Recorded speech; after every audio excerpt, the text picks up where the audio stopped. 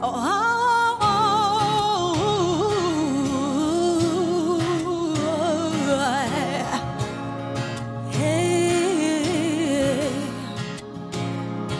Dieu a mis un rêve dans son cœur,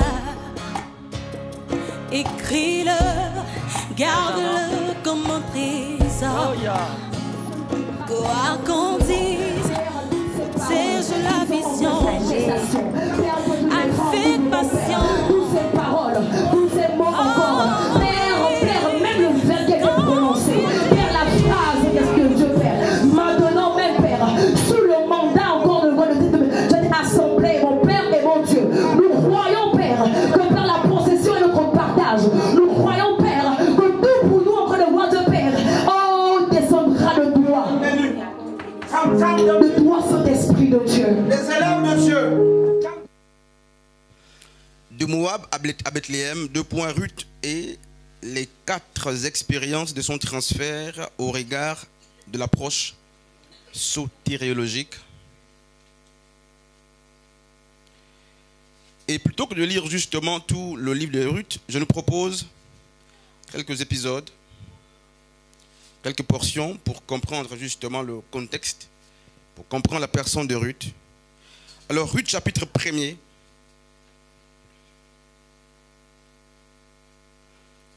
le verset 1er jusqu'au verset 3e.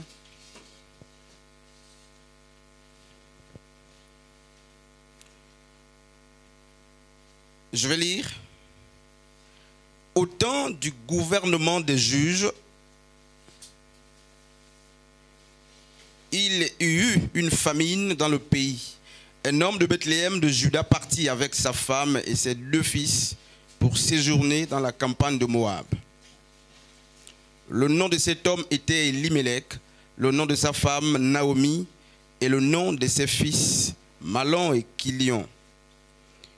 Ils étaient Éphrasiens, n'est-ce pas, de Bethléem de Juda. Ils arrivèrent dans la campagne de Moab et ils y vécurent. 3. Puis Elimelech, mari de Naomi, mourut et elle resta avec ses 2 fils. On peut s'asseoir.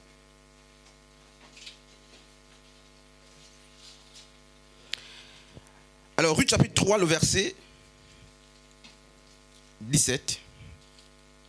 Je vais lire. Elle dit, il m'a donné 6 mesures d'orge en me disant, ne retourne pas à vide vers ta belle-mère.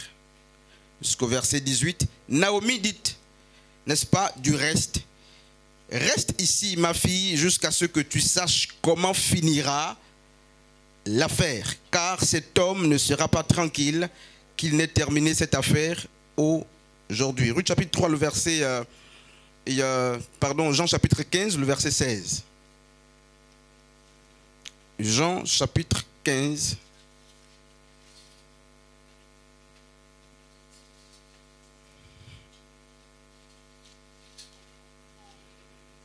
Jean 15, le verset 16e. Alors Jésus dit, ce n'est pas vous qui m'avez choisi, mais moi. Je vous ai choisi et je vous ai établi afin que vous alliez et que vous portiez du fruit et que votre fruit demeure, pour que tout ce que vous demandez au Père, en mon nom, il vous le donne. Amen. C'est du moins les premiers textes pour l'introduction. Alors nous parlons de ce grand transfert. L'intitulé de la thématique nous indique qu'il est question du transfert de Moab à Bethléem, 2 contrées, 2 territoires avec des exigences aussi, n'est-ce pas, différentes. De Moab à Bethléem, notre thématique place en son sein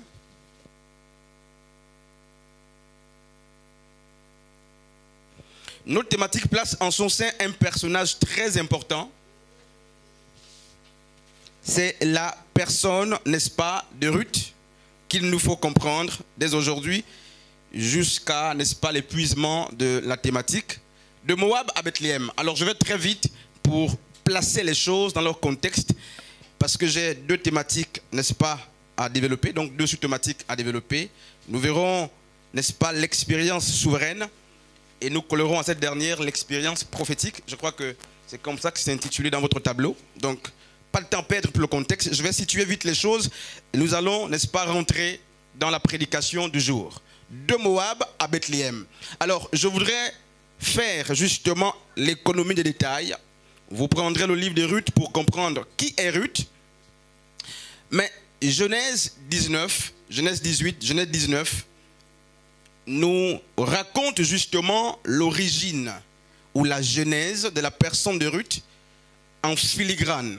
Genèse nous parle, n'est-ce pas, de la personne de Lot qui sort de Sodome et Gomorrhe et qui va séjourner dans les montagnes avec ses 2 filles. Plusieurs temps après, les filles vont vouloir, n'est-ce pas, bâtir une lignée à leur père qui n'avait plus, et elles vont, par le trichement de l'aîné, décider d'avoir, n'est-ce pas, des rapports intimes, des rapports sexuels avec leur père pour lui donner une descendance. Il est question justement des filles aînées, de la fille aînée et de la cadette de Lot. Et c'est ainsi justement que ces 2 filles vont faire boire du vin à leur père pour aller avec lui. Et ensuite, n'est-ce pas, 2 enfants vont naître. Le premier, c'est Moab, justement l'aîné. Et le deuxième, c'est Ammon, donc l'ancêtre des Ammonites. Moab, justement, est le père de Moabite. Et c'est de Moab que sort la personne de Ruth. Sur Moab, sur ce pays, Deutéronome chapitre justement 23, à partir du verset 4e, nous dit que c'était justement un pays maudit par le Seigneur pour plusieurs raisons, dont la première est l'inceste. Et nous comprendrons pourquoi. La deuxième, c'est que lorsque le peuple d'Israël sort de l'Égypte, ce peuple, n'est-ce pas, les Moabites ont combattu le peuple de Dieu. Ils ne lui ont pas donné, n'est-ce pas, le chemin. Ils ont d'ailleurs tout fait avec Balaam, n'est-ce pas, Barak, pour maudire ce peuple. Ils ont tout fait pour séduire ce peuple. Pour plusieurs raisons, ce peuple est exclu, n'est-ce pas, du temple de Dieu ou de la cité céleste. Et donc les Moabites sont triplement maudits. La Bible dit qu'ils ont été maudits de la première jusqu'à la 2e génération. Et d'autres versions disent jusqu'à, n'est-ce pas, à l'infini ou à perpétuité. Pourquoi? Pour le fait d'avoir, n'est-ce pas, été, le fait de sortir, n'est-ce pas, d'une relation qui s'oppose et qui ne s'aligne pas sur les valeurs de Dieu, et pour avoir fait, n'est-ce pas, obstruction au peuple de Dieu lorsque ce dernier sort, n'est-ce pas, lorsque ce dernier sort de l'Égypte. Quelques, justement, informations très importantes. Donc, Ruth est la descendance, n'est-ce pas, de Lot. Lot est le neveu d'Abraham. Donc, si nous voulons être clairs, Ruth est la famille de Dieu en miniature, quoique née dans une situation, n'est-ce pas, qui la compromette. Je vais être clair, les Moabites sont, n'est-ce pas, le résultat de la fécondation, de la motivation pure, n'est-ce pas, de la fille aînée de Lot, avec, n'est-ce pas, les actions impures de la même fille. C'est-à-dire que Ruth ou les Moabites sont issus des motivations qu'avait, n'est-ce pas, l'aîné de Lot, lesquelles motivations étaient pures, donner une descendance à son père, donner une succession à son père. Mais à cette bonne motivation, à cette pure motivation, l'aîné, donc la fille de, n'est-ce pas, Lot, va, plutôt que de choisir d'aligner sur ses bonnes motivations les choses pures pour arriver à ses fins, mais elle va additionner à sa bonne motivation des mauvaises actions pour arriver à ses fins. Et je mets un point ici. C'est comme beaucoup aussi parmi nous, justement, animés par des bonnes motivations. Ils vont féconder leur bonne motivation aux mauvaises pratiques. Comme maman Ashley vient de nous le dire, avoir un emploi est une bonne motivation, mais soudoyer, payer les gens pour avoir l'emploi devient une fausseté. Avoir un mari est une bonne motivation, mais des actions, n'est-ce pas, de sorcellerie autour qui vous amènent à avoir un mari deviennent, n'est-ce pas, des choses qui ne s'alignent pas sur ce que Dieu veut. Donc frère, au matin de la prédication, pendant que nous sommes en train de poser les bases, j'aimerais qu'on comprenne que les Moabites sont la conséquence, n'est-ce pas, ou la coordination des bonnes motivations avec, n'est-ce pas, des mauvaises pratiques. c'est le résultat, n'est-ce pas, de ceux qui ont des bonnes intentions, qui veulent devenir d'une manière pure, qui ont des bonnes idées, mais qui ajoutent à ces idées les pratiques, n'est-ce pas, honteuses. Et je veux justement qu'on garde à l'esprit cette définition. Les Moabites sont, n'est-ce pas, la fécondation des bonnes actions ou des bonnes motivations additionnées aux mauvaises pratiques. Et donc les Moabites étaient maudits par le Seigneur. Ce peuple se tenait très loin de Dieu, du peuple de Dieu, et il a reçu non seulement de Dieu l'interdiction de rentrer à Jérusalem, de séjourner, n'est-ce pas, dans la cité de Dieu, même Moïse a maudit ce peuple. Alors il se passe que le temps de la famine va souffler dans une ville appelée Bethléem. Michée 5 a déjà prophétisé sur cette ville en disant justement que le Messie naîtrait de cette ville. Mais avant la naissance du Messie, cette ville dont le nom signifie, n'est-ce pas, maison du pain, a manqué de nourrir, n'est-ce pas, sa population. C'est donc dans un contexte de famine observé dans une ville dont prophétiquement le nom dit maison du pain, que la famille, n'est-ce pas, d'Elimelech va quitter cette maison du pain à cause du temps de sécheresse. Sa famille et lui quittent justement la terre sur laquelle Dieu les a placés, une terre bénie, une terre de providence sur laquelle les paroles prophétiques ont été, n'est-ce pas, prononcées pour aller désormais séjourner auprès d'un peuple totalement maudit. Et je sais que les prédicateurs nous diront, s'il est bon ou s'il est mauvais, n'est-ce pas, de quitter la maison du pain, même lorsque le pain manque. Bethléem signifie maison du pain, mais le pain a manqué à Bethléem, et c'est ainsi justement que le peuple de Dieu va quitter cette contrée pour aller séjourner ailleurs. Naomi, son mari et ses 2 enfants. Alors l'histoire nous fait comprendre que 10 ans après, aucune des belles filles n'a donné un petit-fils, n'est-ce pas, à Naomi, encore moins à son mari. 10 ans après, ces détails sont très importants pour la suite de la prédication. Et après plusieurs années, dit-on 10 ans, Naomi apprend justement la restauration de Bethléem. Comme quoi, n'est-ce pas, les choses qui portent une destinée ou des paroles prophétiques peuvent sécher pour un temps, mais le temps pour elles de fleurir arrive toujours. Après plusieurs années de souffrance, de faim, le peuple de Bethléem, n'est-ce pas, voit une rosée, une pluie, un soleil qui tombe sur lui. Naomi a l'information ou la nouvelle selon laquelle la ville desséchée, la ville affamée est désormais restaurée.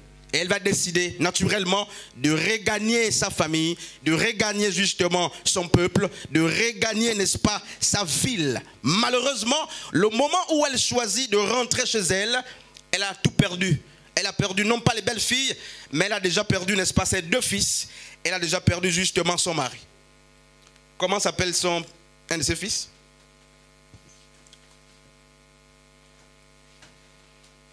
Comment s'appelle l'autre fils? C'est ça, frère. Voyez, non? Comment s'appelle son premier fils, maman Ashley? Alors, ça c'est fait à dessein pour vous montrer justement votre poids. Et je pense de détourner vraiment la prédication. Je vais rester calme jusqu'à la fin, mais attention vraiment. Attention de me... Vous voyez, une thématique qui a été donnée. Et elle va articuler, n'est-ce pas, des paroles fortes que certains pères de l'Église qualifient comme étant, n'est-ce pas, la confession de foi. Ton Dieu sera mon Dieu, ton peuple sera mon peuple, où tu mourras, je mourrai, où tu seras, je serai. Les pères de l'Église, justement, en parallèle avec justement ce peuple, ils prennent l'Église qu'ils comparent justement à Ruth et ils vont jusqu'à dire que Ruth est l'image de l'Église que Dieu a prise, n'est-ce pas, de l'olivier sauvage pour la greffer sur l'olivier franc.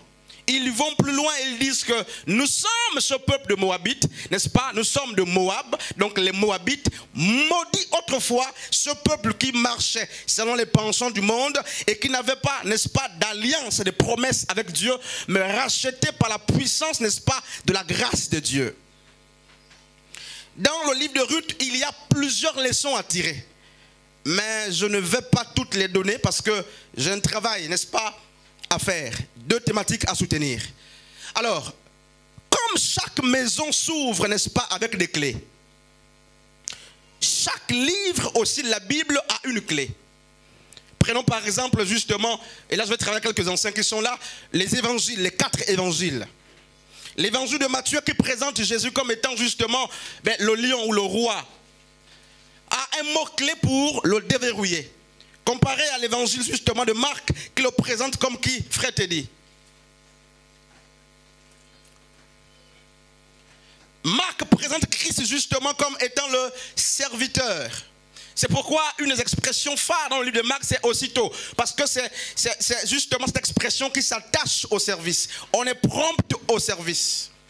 Alors Jean présente Christ comme étant, sœur Sharon, le Fils de Dieu. Il présente Christ justement la condition divine. Et à côté, nous avons, n'est-ce pas, la personne de Luc, qui le présente justement comme étant le Fils de l'homme. Bref, frères et sœurs, de la même manière que chacun de ces évangiles a une clé pour être déverrouillé, mais nous remarquons que le livre de Ruth a aussi une clé, n'est-ce pas, pour être déverrouillé. Comme le livre de Genèse. Genèse a un mot-clé qui nous permet justement de le déverrouiller.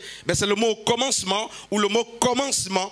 Parce que Genèse est le commencement de toutes les civilisations. C'est le commencement de toutes les végétations, du règne animal, du règne végétal, de tous les règnes. Genèse est le commencement, n'est-ce pas, de tout ce qui doit commencer. C'est la genèse de chaque genèse. Donc le mot commencement est le mot-clé, n'est-ce pas, qu'il nous faut prendre si on veut décoder le livre de Genèse. Et par exemple, le mot justement meilleur ou excellent, c'est le mot justement qui nous permet de déverrouiller le livre, n'est-ce pas, d'Hébreu. Parce que le livre d'Hébreu qui s'adresse aux Juifs convertis, n'est-ce pas, au christianisme, les amène à ne pas retomber dans ce qu'ils ont quitté hier. Et c'est pourquoi l'auteur dira, n'est-ce pas, laissez les choses éphémères. Ce qui est passé, il fait allusion à la loi, n'est-ce pas, et au sacerdoce d'Aaron pour dire, tendez vers la personne de Christ. De même, le livre de Ruth a un mot clé. Pardon, j'ai ma tablette ici.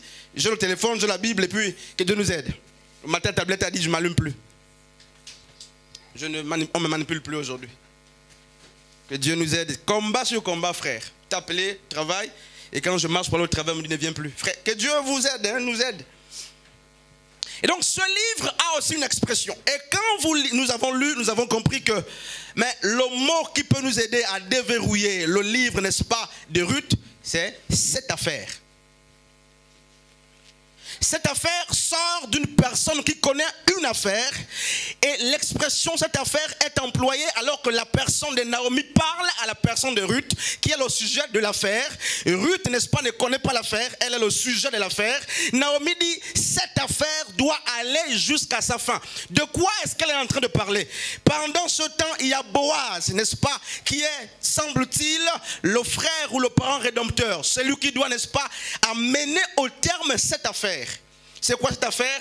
Mais on le verra certainement. Donc le mot, un des mots phares, n'est-ce pas, du livre de Ruth, c'est cette affaire. Donc Naomi, en partant, n'est-ce pas, de Moab, a à l'esprit, n'est-ce pas, et surtout après que la belle-sœur, c'est la belle-fille, Ruth, c'est la belle-fille de Naomi, après que la belle-fille lui fait état, n'est-ce pas, du fait qu'elle est glanée dans le champ de Boaz, elle dira, n'est-ce pas, à l'instant présent, n'est-ce pas, à sa belle-fille, il faut que cette affaire finisse.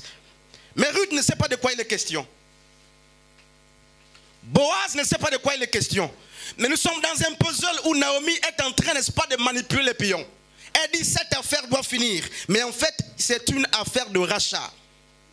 Parce que lorsque Elimelech et sa famille sont allés à Moab, parce qu'il est mort, rappelons qu'il a perdu tout pour lui, même les terres. Et Naomi, en rentrant chez elle désormais, est une femme dépouillée qui a envie de rentrer à nouveau en possession de ses territoires, de ses biens, de ses champs. Mais le mari est mort et le temps qu'il a mis et la mort du mari a donné accès justement à un parent proche, Boaz. Et Naomi, dans, n'est-ce pas, sa manière de percevoir les choses, veut pousser, n'est-ce pas, Ruth à être désormais la femme de Boaz pour que l'affaire de la rédemption ou du rachat ait lieu. Nous sommes en train de poser les bases. Nous sommes en train de poser les bases au marché. Pour qu'on comprenne. Alors Ruth est maudite. Elle vient. Et mes lectures m'ont permis de remarquer plusieurs expériences ou dimensions du transfert de Ruth de Moab vers Bethléem. Parmi ces dimensions, je commencerai peut-être par le bas et je vais monter, d'autant plus que je vais travailler sur la dimension, l'expérience souveraine et sur l'expérience prophétique. Alors nous avons l'expérience décisionnelle qui peut se justifier par les expressions comme « ton Dieu sera mon Dieu ». Là où tu seras, je serai. Et cette expérience, n'est-ce pas, décisionnelle, consiste à montrer la place, n'est-ce pas, ou le rôle de Ruth dans le processus de son salut. Parce que sotéria, c'est le salut. N'est-ce pas, c'est la science qui étudie le salut. La thématique donc du jour veut nous amener à expliquer les contours, n'est-ce pas, qui gravitent autour de la notion du salut. En commençant par le principe de décision personnelle. Nous verrons.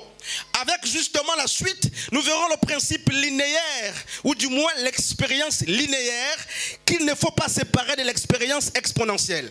Nous avons vu que Ruth, après 10 ans, pour avoir été, n'est-ce pas, mariée à Mahlon, n'a pas pu faire d'enfant. Parce que le nom de Mahlon signifie maladif ou malade. Il a fallu qu'elle se mette avec un homme opposé à son mari Boaz, dont le nom signifie homme fort, homme capable, pour qu'elle soit capable d'enfanter. 10 ans après, 10 ans de sa vie, elle a passé 10 ans de sa vie sans aucune multiplication, que ce soit sur le plan linéaire, c'est-à-dire dans l'ordre chronologique de la multiplicité, que ce soit sur le plan justement exponentiel, dans l'ordre justement, non pas l'ordre quoi. Elle voudrait que l'arbre ou la plante attende sa saison pour produire. Mais la dimension exponentielle est telle que la plante est capable de donner du fruit, non même pas à sa saison, en toute saison ou dans toutes les saisons. Et donc ceux qui passeront nous montreront justement l'expérience exponentielle. Partie de Moab, justement pour Bethléem, la terre de Bethléem amène Ruth qui a fait 10 ans sans porter un seul fruit à enfanter. D'autant plus qu'elle est, n'est-ce pas, la mère ou l'ancêtre d'Obed, ancêtre d'Isaïe, Isaïe qui va donner justement, qui va descendre la personne de David, Jésus descend de David. Donc Ruth, qui est païenne, fait partie des ancêtres de la personne de Yeshua, comme Rahab la prostituée. Ce livre nous apprend que Jésus n'était pas pur de sang. Du moins, si on prend le sang de Jésus, il était un homme qui avait tout mélangé pour, n'est-ce pas, nous enseigner sur la typologie qu'est l'Église. Jésus avait des prostituées dans sa lignée, comme Rahab qui a été pris justement à Jéricho. Jésus avait justement des personnes maudites dans sa lignée ou sa généalogie, comme la personne de Ruth. Et nous verrons, n'est-ce pas, par suite, une autre expérience, l'expérience souveraine. Et nous verrons enfin une autre expérience, l'expérience prophétique. Amen. Jean chapitre 15, le verset 16.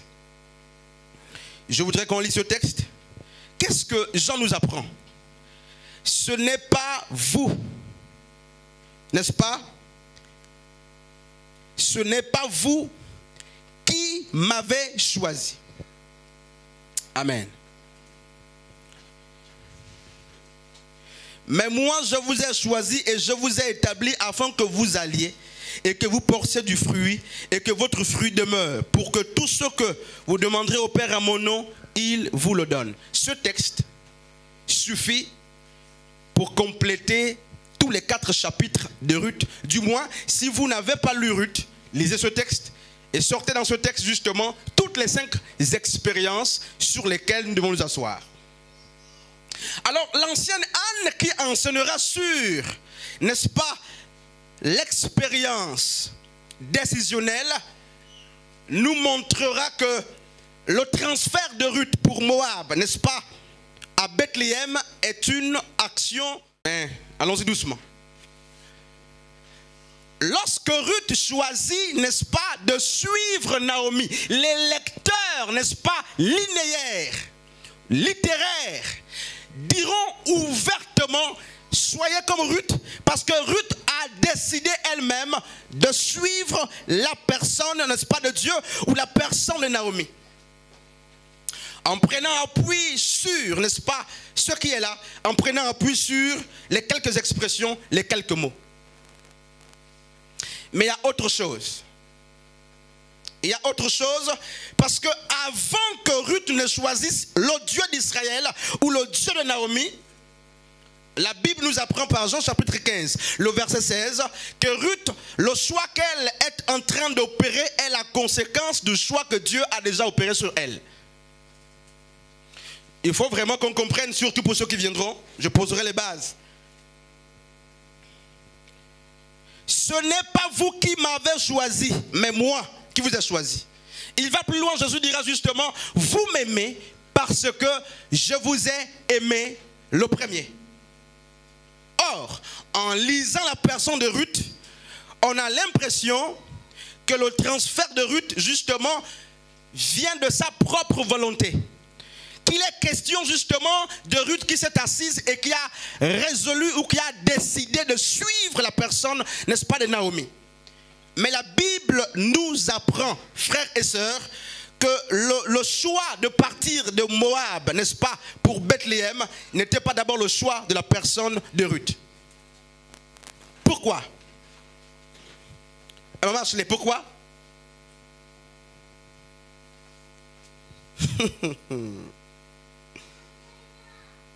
Et celui qui viendra nous dire que Ruth avait décidé, il faut qu'il s'apprête pour nous dire ça clairement.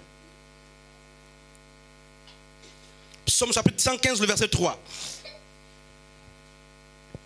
Notre Dieu est au ciel et il fait tout ce qu'il veut. Amen. Alors, permettez qu'on rentre justement l'expérience souveraine. En quoi est-ce que le transfert de Ruth nous enseigne sur l'expérience souveraine? Alors, je vais nous proposer une définition justement de ce qu'on entend par souveraineté dans deux contextes. Dans le contexte justement du droit public et dans le contexte justement de la Bible. C'est quoi la souveraineté d'un État, peu importe. Alors on dit qu'un État est souverain. Cela signifie que l'État a l'autorité exclusive sur son territoire et sur sa population, de telle sorte qu'aucun autre État ne peut lui donner des injonctions quant à son gouvernement et, n'est-ce pas, son pouvoir dans le territoire national. Un État est souverain lorsqu'il a l'autorité exclusive de décider sur comment gérer sa population, sur ce qu'il faut faire de sa population, sans recevoir des injonctions d'un autre peuple ou d'un autre État. Donc la souveraineté de Dieu est telle que Dieu fait ce qu'il veut sans être influencé par une circonstance, sans être influencé par un homme, par une femme, même pas par un ange, sans être influencé par votre jeûne, par votre décision, par votre prière. Je suis en train de dire quoi? Je suis en train de dire ceci pour mieux faire. C'est que Ruth n'était pas, le transfert de Ruth dans la dimension où l'expérience souveraine ne venait pas de Ruth, mais venait exclusivement de Dieu. Donc la réponse de Ruth ou la décision de Ruth ne vient que s'aligner ou compléter, n'est-ce pas, la souveraineté de Dieu portée sur la personne de Ruth quant à son transfert. Bon, je pense que je parle un peu de mots, vraiment, hein, sur Sharon, tu me regardes beaucoup. Je veux que tu comprennes. Ceux qui lisent Ruth voient Ruth décider de se déplacer. Mais ceux qui savent que personne ne peut venir à Dieu si Dieu ne l'attire, savent que le choix de Ruth n'est que la conséquence du choix de Dieu pour Ruth. C'est-à-dire que Ruth ne décide que parce que Dieu a décidé sur elle. Quand Ruth dit « ton Dieu sera mon Dieu », on a l'impression que Ruth est en train de choisir le Dieu de Naomi. Oui, ce n'est pas une impression, c'est une vérité. Mais il faut préciser que le choix que Ruth fait sur le Dieu de Naomi est la conséquence, n'est-ce pas, du choix de Naomi porté sur la personne de Ruth. Elle enchaîne Anne.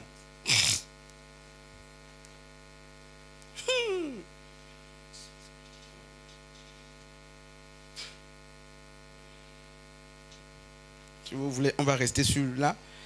On va mourir là. Vous voyez quand les gens se vantent, par exemple, de la grâce de Dieu. Tu parles en langue, tu te vantes. Tu es belle, tu te vantes. Tu es beau, tu te vantes. Pour certains, tu es même né dans une bonne famille, tu te vantes. Tu as des frères et des sœurs, tu te vantes. Tu as des enfants et tout ce qui va avec, tu te vantes. Pourquoi? Parce que ceux qui t'observent, ou même toi-même, tu as l'impression que ces choses viennent de tes facultés ou de tes talents, ou ton savoir-être et vivre. Mais au-delà de cela, je sais que la grâce qui est une action imméritée ne se nourrit que par les actions de grâce. Ça veut dire que si vous enfantez, ce n'est pas parce que vous avez les gamètes mâles. Non. Si vous avez un père et une mère, ce n'est pas parce que vous avez le pouvoir d'avoir un père et une mère. Non, non, c'est pas ça que ça signifie. Si vous avez un toit où dormir, vous aurez l'impression que c'est vous qui avez fait les mouvements pour avoir le toit. Non. Mais en fait, il se passe que ces choses ont été décidées par Dieu avant que vous n'effectuiez, vous, votre choix, votre décision. Alors, ça veut dire que au moment où Ruth est en train de décider que je quitte Moab, il faut qu'elle apprenne que Dieu avait déjà décidé qu'Elimelech et sa famille quittent Bethléem. C'est-à-dire que le transfert de Ruth n'est pas possible si la navette d'Elimelech et sa famille vers Moab n'est pas possible. Regarde, Marchelé.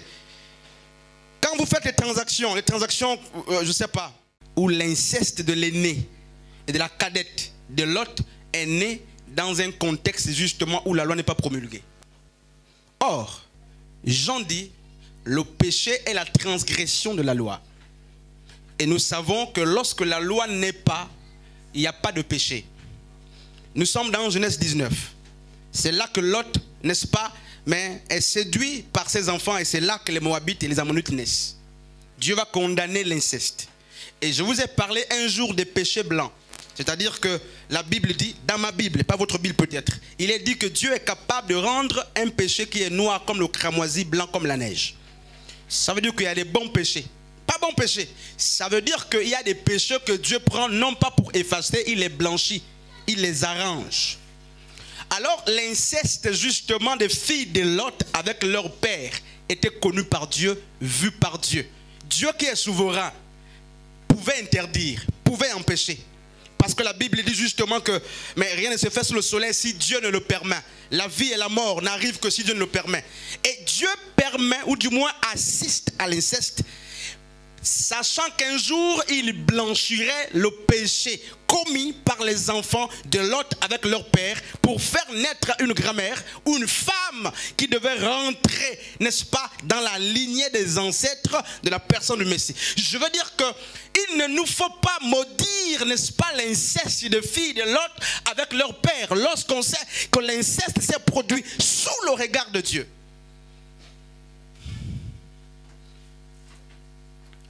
Non. Où était Dieu pour en empêcher? Lorsque il a vu que Sodome et Gomorrhe devaient être brûlés, il a empêché. Pourquoi n'a-t-il pas empêché l'inceste des enfants de Lot avec leur père? Pourquoi? Mais parce que Ésaïe 33, 22 dit, Dieu est le législateur, Dieu est l'exécutif, Dieu est, n'est-ce pas, le judiciaire, et Dieu est le sauveur ou le salvateur. Il a vu et il a laissé se faire parce qu'il avait un plan pour nous les Ruth, nous les Moabites. Il avait un plan du transfert. Pourquoi Dieu va-t-il prendre Rahab, la prostituée, l'introduire dans la lignée messianique? Ça veut dire que la prostitution de Rahab était faite sous le regard de Dieu. Et Dieu pouvait interdire. S'il n'a pas interdit, c'est que Dieu avait un plan pour, n'est-ce pas, mais le peuple. Alléluia. Je veux dire à quelqu'un ce soir, n'est-ce pas, cet après-midi, alors que je vais avancer, que si tu t'appelles Esther, ça signifie quoi Esther? Marchelé? Si tu t'appelles Esther, regarde ce qui se passe. Dieu me siffle ça. Esther est présentée au roi pour être choisie le soir. Toutes les autres femmes sont pavoisées et elles sont présentées le jour. La lumière du jour brille sur ces femmes qui sont présentées le jour pour être choisies. Ça veut dire quoi? Leur beauté est visible sans beaucoup d'efforts. Si tu es Esther, ne sois pas triste parce qu'on te présente le soir. Frère te dit, pourquoi? beaucoup parmi nous sont comme Esther et ont la destinée d'Esther. Ils doivent être présentés le soir. Il y a un temps pour chacun. Si certains sont présentés le jour, d'autres c'est le soir. Mais Esther, par étymologie, signifie étoile. Or, c'est une aversion et c'est une malformation que de présenter une étoile en plein jour. Pourquoi? Sa lumière ne peut pas être reconnue. C'est pourquoi, lorsque Esther est gardée pour être présentée le soir, prophétiquement, elle peut pleurer. N'est-ce pas? Si elle n'est pas habitée par l'Esprit de Dieu, elle peut se dire, pourquoi me choisir la nuit pour être présentée? On ne verra pas la mèche, on ne verra pas le fond de teint, on ne verra pas ceci. Dieu réservait justement Esther pour le soir parce que Dieu savait qu'il faut que la nuit, n'est-ce pas, tombe pour que la personne qui s'appelle étoile soit présentée de sorte que, n'est-ce pas, sa vocation soit pleinement en manifestation. Les étoiles sont toujours présentées ou brillent davantage le soir. Alléluia. Frères et sœurs, ne te lamente pas, ne te lamente pas. Ne te lamente pas. Il y a des gens qui sont présentés comme vastis, mais il y a des gens qui doivent être présentés le soir. Pourquoi? Mais parce que le soir est une opportunité de briller et non une occasion justement de se morfondre. Et Esther a brillé, elle a été choisie pour t'en présenter le soir. Dieu est souverain. Frère, tu n'es pas dans cette église parce que c'est un jeu ou un hasard. C'est pas toi qui as choisi d'être ici. Même quand tu penses que c'est toi qui contrôles tes pas. Ruth pensait contrôler ses pas. Mais il y a quelqu'un qui l'avait devancé qui a dit, cette affaire doit finir. C'est-à-dire, Naomi est informée qu'il y a une affaire depuis Moab jusqu'à Bethléem. Ruth ignore quel est le sujet, n'est-ce pas, de l'affaire. Et Boaz ignore que c'est lui qui doit terminer l'affaire. Quel beau puzzle. Je n'aime pas jouer au puzzle avec les enfants parce qu'ils ne comprennent pas. Quel beau puzzle. Dans le puzzle, il y a des mots du puzzle. Frère, le Scrabble, il y a des mots qui appartiennent au Scrabble, connus par les initiés. Et là, c'est l'initiation de Dieu. C'est Dieu qui pousse les pions. Tu as échoué hier. Dieu pousse les pions. Tu as laissé un dossier, ça ne passe pas. Dieu pousse les pions. Pourquoi ça ne passe pas? Il sait que si on t'embauche là, aujourd'hui, tu seras coincé, le salaire ne veut pas monter, la catégorie ne monte pas. Qu'est-ce qu'il veut? Il veut que tu ailles encore à l'école, chercher un autre diplôme. Pour que quand on t'embauche, waouh, frère et soeur, Dieu est le maître des temps et des circonstances. Ce que tu demandes depuis ne vient pas pourquoi. Ce n'est pas que la prière est inefficace. Mais Dieu joue au puzzle. C'est le maître, n'est-ce pas, des temps et des circonstances. Il te pousse là, il te pousse ici, et il va terminer là-bas. Et tu as l'impression que la vie tourne à rond. Non, aucune vie ne tourne à rond lorsqu'elle obéit au principe de Dieu. Alléluia. Frères et sœurs, Ruth est victime, n'est-ce pas, de la souveraineté de la grâce de Dieu. Je souhaite que quelqu'un soit victime, n'est-ce pas, de la souveraineté de la grâce de Dieu. Je sais que tu ne te sens pas bien, mais qui sait, si ton mal est pour la volonté, la gloire de Dieu. Les préjugés ont amené les disciples de Christ à penser que l'homme né aveugle avait péché dans le ventre, ou du moins ses parents avaient péché pour qu'il naisse aveugle. Et il s'approche de Yeshua pour lui dire, maître, dis-nous, qui a péché, lui ou ses parents pour qu'il naisse aveugle? Jésus a dit, ni lui, ni ses parents.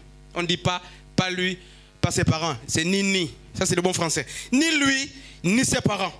Mais qu'est-ce qui se passe? Alors Jésus va dire, sa douleur, son malheur, son chômage, c'est pour la gloire. Frères et sœurs, ne vous moquez pas de Ruth, frère. Même si elle a 10 ans avec Mahlon sans avoir d'enfant, Mahlon signifie maladif ou malade. Dieu a prévu le contraire de Mahlon qui est Boaz, frère. Autant convenable, le transfert se fera. Les gens qui sont sujets de votre moquerie aujourd'hui, vous les verrez plus à Moab, frère. Vous les verrez à Bethléem. Et Bethléem a les conditions justement qu'on ne trouve pas à Moab. Ce qui n'a pas réussi à Ruth lorsqu'elle était, n'est-ce pas, Moabite. Non, elle est restée Moabite. Ce qui n'a pas réussi à Ruth sous la terre de Moab, réussissait à Ruth sur la terre de Bethléem. Parce que chaque environnement a ses impératifs et ses exigences, frères. Frères et sœurs, moquez-vous de moi, moquez-vous de nous. Nous sommes certainement dans Moab, mais il y a un temps de transfert. Frère, un jour je serai transféré. Un jour je serai transféré. Et si j'avais fait 10 ans de stérilité, vous verrez la dimension où l'expérience est linéaire. Et si vous passez le temps vous habituez à l'expérience linéaire, vous verrez l'expérience exponentielle. Je ferai des enfants même quand c'est la saison sèche. Ça veut dire quoi? Une plante est censée donner en sa saison, en saison de pluie. Mais nous là, nous donnerons en toutes les saisons, c'est non-stop frère. Non-stop, on ne respecte pas les saisons. On ne respecte pas les saisons, mais la souveraineté de Dieu. J'étais sous un avocatier, je suis parti de là. Chaque moment, on priait là. Même le bailleur disait, je ne comprends plus cet avocatier. Pas de période. Vous mangez, ça vient. Vous buvez, ça vient. Il n'y avait plus de conditions pour ça, frère. Dieu, par sa volonté, vient dérégler les lois naturelles pour nous faire bénéficier, n'est-ce pas, des choses célestes. Amen. Ruth, ne crains pas. Ne jugez pas les gens selon les apparences. Frères et sœurs, à cause de ce qu'ils sont aujourd'hui. Et nous verrons justement, nous voyons une autre dimension de la souveraineté. La capacité, n'est-ce pas, de décision. Et nous l'avons vu justement dans Proverbes chapitre 16, le verset 33. Alléluia. La souveraineté de Dieu se manifeste aussi par le choix que Dieu fait. Et je disais justement que le choix de Dieu ne regarde pas ta beauté. D'où tu es né. Ton ministère. Ta manière d'exercer. Le choix de Dieu dans sa souveraineté regarde à Dieu lui-même. Dieu est, n'est-ce pas, le sujet ou la mesure sine qua non lorsqu'il veut porter un choix souverain sur quelqu'un. Vous vous dites, il n'est pas prêt à prêcher. Vous vous dites ça, elle n'est pas prête à chanter. Non, quand je regarde là, oui, ça c'est vous qui avez, n'est-ce pas, les principes humains. Les étalons de mesure des hommes. Mais Dieu regarde à sa souveraineté, sa volonté. C'est pourquoi il appelle Judas et il le place à la trésorerie. Gère, même quand je sais que tu es voleur. Gère, c'est Dieu qui a décidé. Pierre ne peut rien dire, même s'il murmure. C'est pourquoi quand Christ est présente, la femme adultère vient avec ce parfum. Les hommes disent, mais qui est cet homme? S'il était vraiment prophète. Vous voyez ce qu'ils disent? S'il était vraiment prophète, il devait voir. Il ne pouvait pas laisser cette femme de mauvaise vie gérer. Mais est-ce qu'ils ont empêché? Ils peuvent. Mais ils ne peuvent pas empêcher. Au 6e mois, l'ange apparaît, n'est-ce pas, à Marie là-bas et à l'autre. Mais la Bible me dit justement au commencement de la moisson que Ruth doit se déplacer. Pourquoi ces deux textes? Mais parce qu'à chacun, il y a un temps pour l'éclosion de la grâce. Si pour l'autre c'est le 6e mois, ça peut être le premier poisson chez toi. À Pierre, il n'a pas été dit, lance le filet et puis après tu comptes les poissons. La Bible dit, le premier poisson, prends-le, tu verras justement de l'argent pour payer l'impôt. Je suis en train de dire à quelqu'un ceci.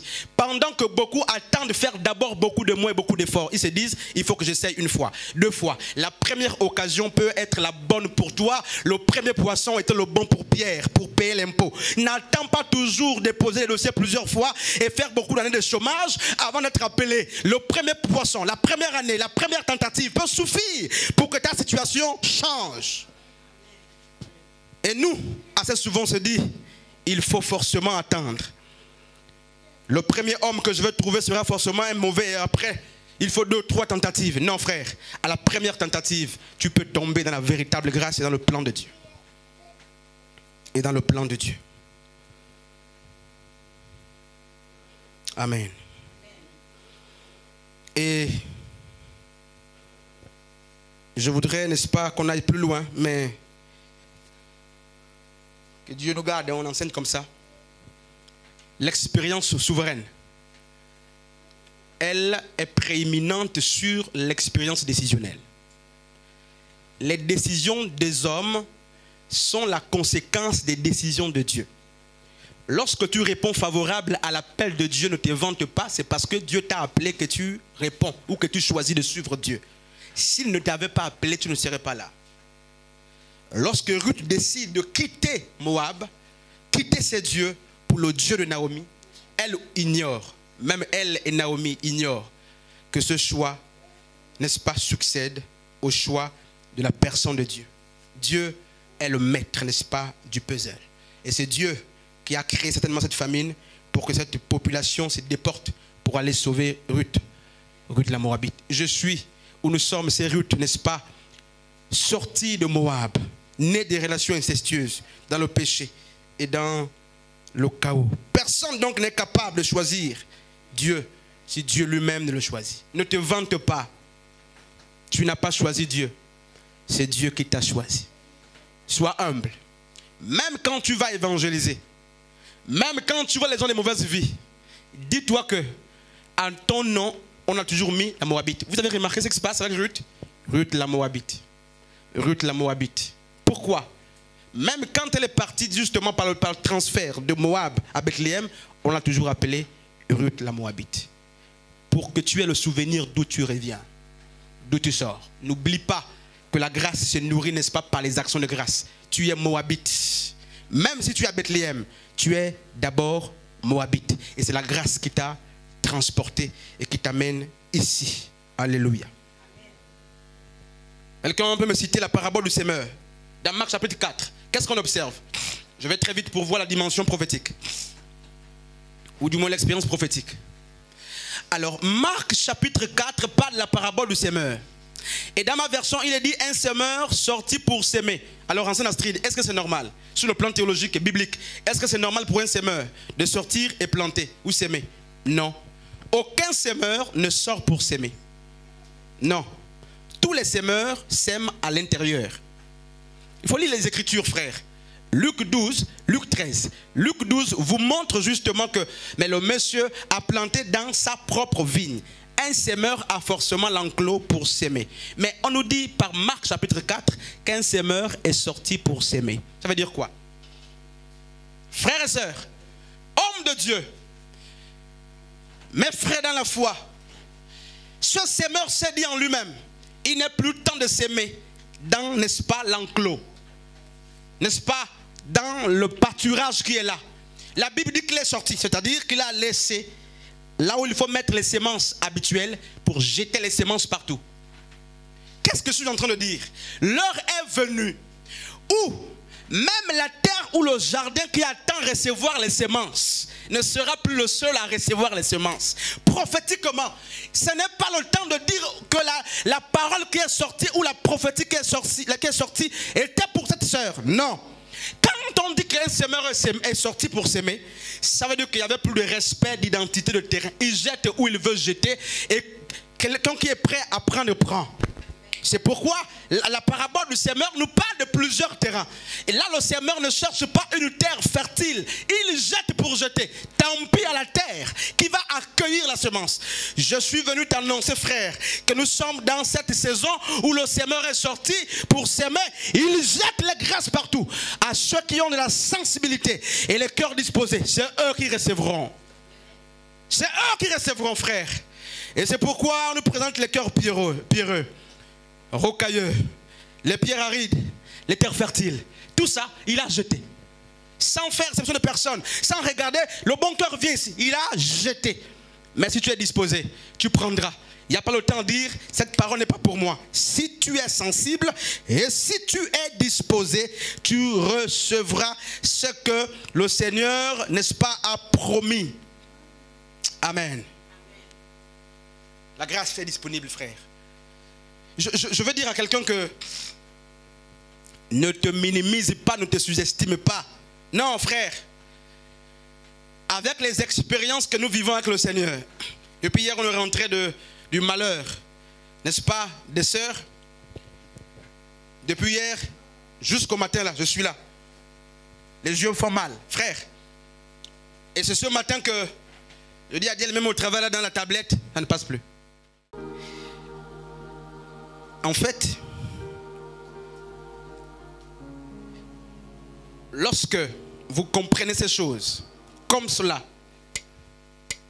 votre paradigme, n'est-ce pas, intellectuel de vie change. Dans Genèse, lorsque Jacob va chercher à épouser une femme, le premier nom qui sort de lui, c'est celle qu'il aime, Rachel. Mais le premier nom que la famille donne, c'est le nom de Léa. Parce que nous sommes dans un contexte justement culturel. Et dans un contexte culturel, on tient compte de l'aîné. Frères et sœurs, mes amis là, frères, Nous sommes dans un contexte culturel où l'homme parle. C'est pourquoi la famille de Léa et Rachel, je parle bien, pas la famille de Rachel et Léa. On ne peut pas, dans un contexte non prophétique, placer Rachel avant Léa. C'est une insulte.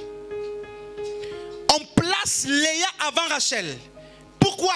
L'aîné d'abord. Et ils ont dit, dans notre coutume, il n'est pas permis que la cadette aille en mariage avant l'aîné. Pardon, la plus petite. Oui, l'aîné. Il n'est pas permis que Rachel aille avant Léa. Est-ce que tu sais que sur ce contexte-là, tu as été bloqué? Est-ce que tu sais que jusqu'aujourd'hui, ta famille te bloque sur ce contexte? Du moins, pour ceux qui sont encore dans le contexte justement culturel, traditionnel. Si vous n'êtes pas sorti du contexte traditionnel et culturel, frère, le poids de ce contexte, n'est-ce pas, vous impose une manière de vivre. Si les parents ont dit, la petite sœur ne se marie pas avant la grande sœur, et si vous êtes toujours influencé par, n'est-ce pas, les alliances, les impératifs culturels, vous allez vivre ça. Tu crois que tu ne travailles pas là, c'est un jeu. Tu crois que tu n'es pas marié là, c'est un jeu. Chez nous, on ne se marie pas n'importe comment. Et Dieu m'a enseigné ça le matin. Chez nous, il y a 0 mariage officiel. Maman était dotée bien. Je ne connais pas dans ma famille un vrai mariage officiel. Dieu m'a enseigné ça le matin. Qu'il n'y a pas. Alors, on les a vendus ou pas, je ne sais pas. Dieu m'a dit, attention à toi, attention à toi. Mais laissez-moi ne pas parler de moi, je parle de la Bible d'abord, laissez. Mais dans le contexte prophétique, il n'est plus question de Léa et de Rachel. Si tu mets Léa et Rachel dans le contexte prophétique, on dirait que tu n'es pas un bon prédicateur. Non. Pourquoi? Alors on s'explique, frère. Ils ont dit que Ruth soit 2 personnes. Pourquoi? Mais maman Ashley, ancien, aidez-moi. Pourquoi disent-ils que nous souhaitons, c'est un souhait, donc on peut souligner, c'est un souhait, nous souhaitons que tu sois double, que tu sois, alors, Léa est celle qui avait l'enfantilité, la fertilité, mais qui n'avait pas d'amour. C'est-à-dire, Léa est capable d'être l'aînée, être capable d'être, n'est-ce pas, elle est capable de donner des naissances, mais l'amour manquait. Rachel est celle qui porte l'amour, mais les enfants manquent. Mais on dit à Ruth, il te faut incarner ces 2. Ça veut dire quoi? Frères et sœurs, ça veut dire que ce peuple disait, il te faut l'amour et il te faut la fertilité. C'est-à-dire, il faut prendre la partie positive de Léa, qu'il faut additionner la partie positive de Léa, pardon, de Rachel, pour avoir Ruth. Ruth est la coordination de l'amour. Avec Boaz, Ruth était aimée. Avec Boaz, elle a Yobed et bien d'autres personnes. Mais une chose est très importante. La grandeur que vous avez ou la prééminence que vous avez en tant qu'aîné ne peut pas aider Dieu à accomplir les plans prophétiques. Sur les plans prophétiques, c'est les choses les plus importantes qu'on place avant. Mais pourquoi Rachel et Léa n'est pas Léa et Rachel? Pourquoi, frère Henrik? C'est simple. Parce que Joseph sort de Rachel. Or, si Rachel, n'est-ce pas, ou Joseph ne règne pas en Égypte, Judas meurt. Judas sort de Léa. On ne peut pas placer Léa avant Rachel. Pourquoi? Parce que prophétiquement, c'est Joseph qui doit libérer et qui doit tout faire pour ne pas que Judas le roi meure. C'est pourquoi celle qui engendre, n'est-ce pas, Judas vient en second rang. Pourquoi? Parce que prophétiquement, Joseph est plus important que Judas. Il faut qu'il aille en Égypte. Il faut qu'il délivre pour que Judas vienne et régner. Frères et sœurs, hommes et femmes de Dieu, nous sommes aussi ce peuple-là.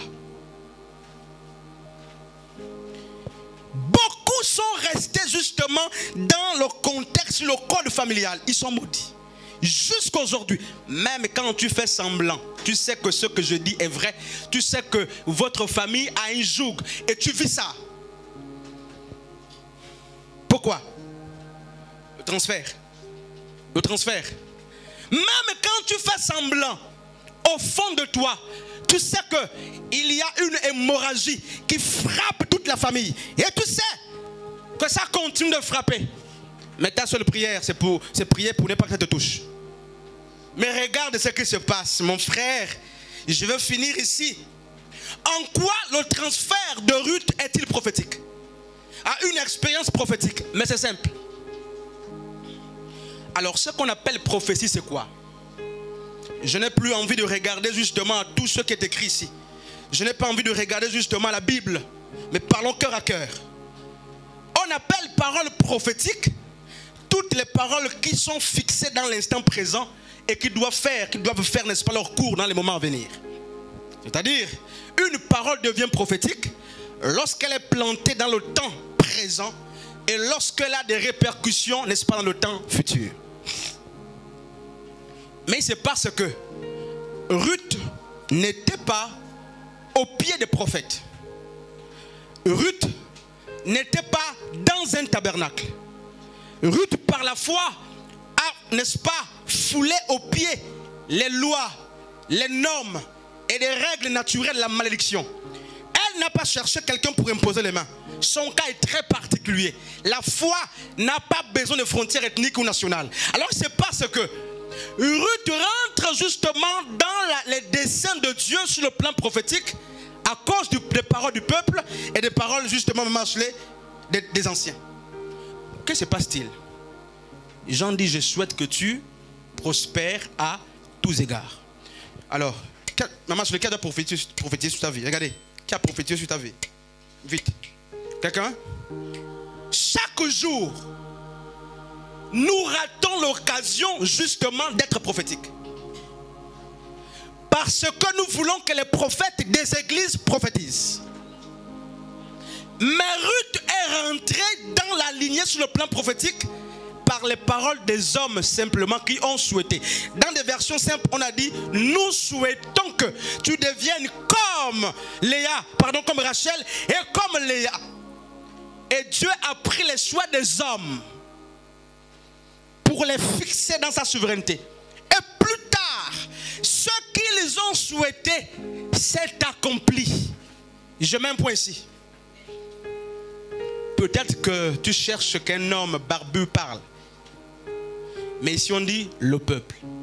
C'est-à-dire, c'est tout le monde qui a souhaité, qui a parlé sur la vie de Ruth. Et Dieu a pris ces paroles pour en faire un programme prophétique. C'est pourquoi ne joue pas avec les paroles. Frère, les paroles de Dieu ou le programme prophétique de Dieu n'obéit pas à l'ainsi dit l'Éternel. Je vais mieux dire, Dieu n'a pas besoin de formules prophétiques pour formuler à votre égard un programme prophétique. Lorsqu'un homme te dit paix et grâce, ça peut décanter tous les problèmes que tu avais hier.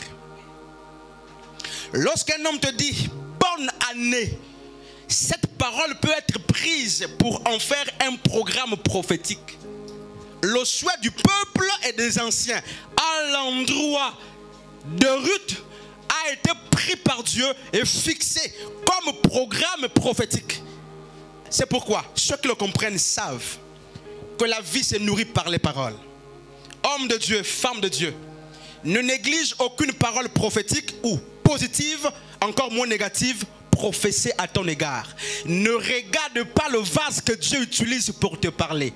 Ça peut ne pas être sur l'estrade, mais à côté de toi, lorsque le frère te dira que Dieu te bénisse, que Dieu te bénisse, Dieu peut en prendre et en faire un programme prophétique. Le problème de Ruth, c'est qu'elle est restée là. Et ce que les gens ont souhaité est devenu prophétique. Non pas qu'ils ont forcément prophétisé. La Bible dit qu'ils ont souhaité, mais Dieu en a pris pour faire un programme prophétique. Toutes les paroles qui ont été annoncées sur toi, sur le voyage, sur la promotion, sur le gouvernement, sur les études, l'autorité. Si tu crois, frères et sœurs, si tu crois, ces paroles peuvent être prises comme des programmes prophétiques qui auront un impact dans ta vie. Mais aujourd'hui, l'église n'est pas comme Ruth. L'église, quand elle a un problème, on court vers l'église. Mais pourquoi la parole du voisin, soit bénie est négligée? Pourquoi la parole, n'est-ce pas, des anciens, soit bénie est négligée? Pourquoi la parole du peuple, soit bénie est négligée? La parole de ton chef, merci infiniment, que Dieu te bénisse. Pourquoi c'est négligé, frère? Un jour, Jésus est mort. On l'a pris, on l'a mis dans un tombeau. Tu sais pourquoi? Maman Ashley, Jésus est mis dans un tombeau simplement pour deux raisons théologiques. La première, pour ne pas que le corps soit volé. Mais surtout, la deuxième, les hommes étaient témoins des paroles qu'il avait prophétées de son vivant. Il a dit, de même que Jonas fut, n'est-ce pas, fut 3 jours et 3 nuits dans le ventre du poisson, le Fils de l'homme fera 3 jours et 3 nuits dans le ventre de la terre, au cœur de la terre. Les hommes qui avaient écouté et qui étaient témoins de ces paroles ont mis la parole dans la tombe. Waouh! Jean chapitre 1er parle de Yeshua comme la parole. Apocalypse dit son nom est la parole. Ce jour-là, ils ont enterré la parole. Et il fallait surveiller la parole. Mais comme l'eau, la parole trouve toujours des chemins pour sortir.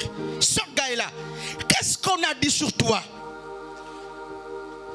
On a dit justement que la souveraineté de Dieu ne peut pas s'influencer par les saisons.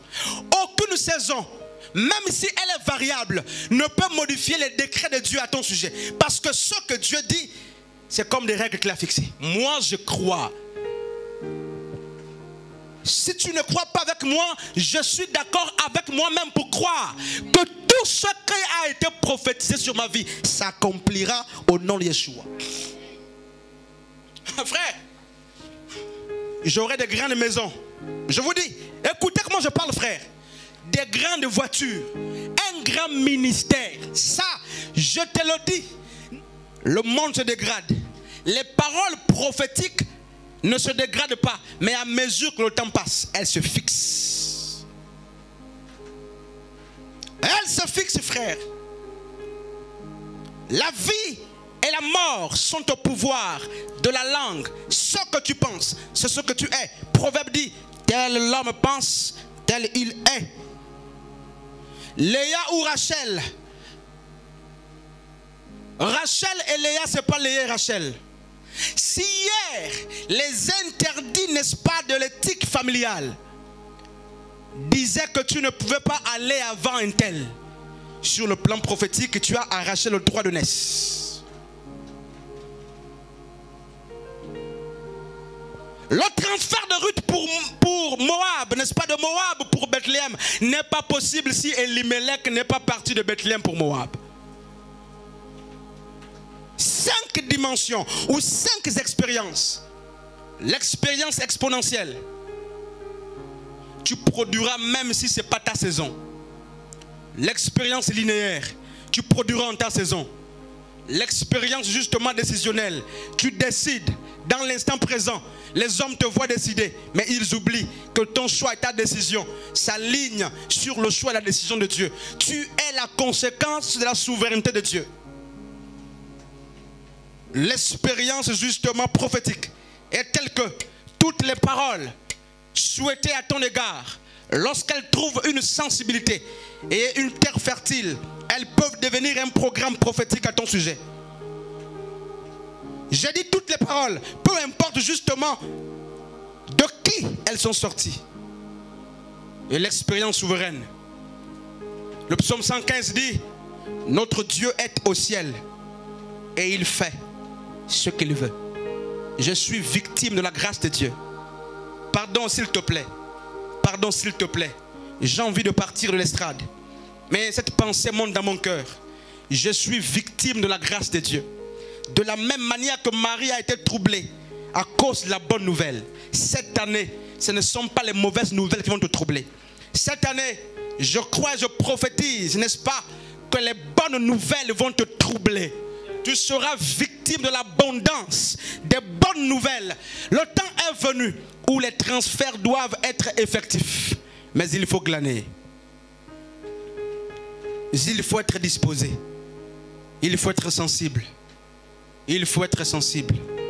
Rachel est celle qui est aimée. Léa est celle qui produit.